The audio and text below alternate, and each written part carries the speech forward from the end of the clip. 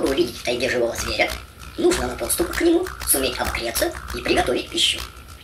Незаменимым подспорьем в этом трудном деле является таежный костер. Специалисты разработали множество архитектурных стилей устройства таежного костра.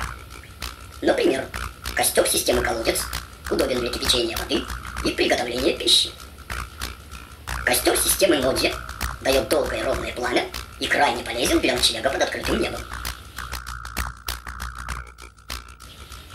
Костер системы Звездный крайне экономичен в хозяйстве. А костер системы Охотничий наиболее прост в изготовлении и последующей эксплуатации. Какой тип костровой архитектуры выбираете вы? Это ваше личное дело. Главное – суметь ваше дизайнерское сооружение запалить.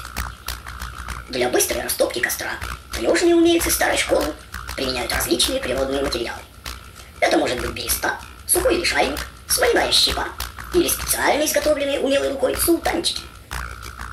Новое поколение, всегда имеющее под собой автотранспортные средства, умудряется использовать для растопки различные горючесмазочные материалы, в том числе и синтетические высокооктановые, со всеми вытекающими отсюда последствиями.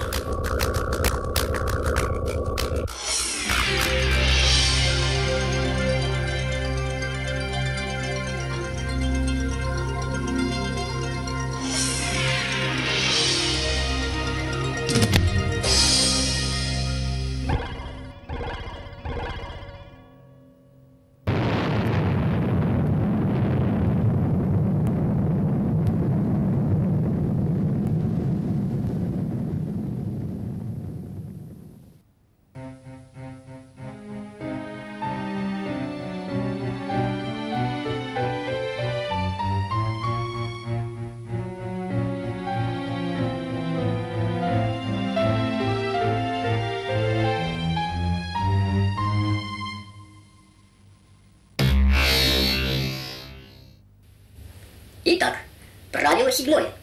Плевать, что у вас за костер. Лишь бы он тайгу не спалил. Запомнили? Очень хорошо.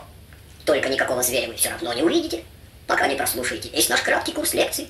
Тому, кто в лес, не по дрова.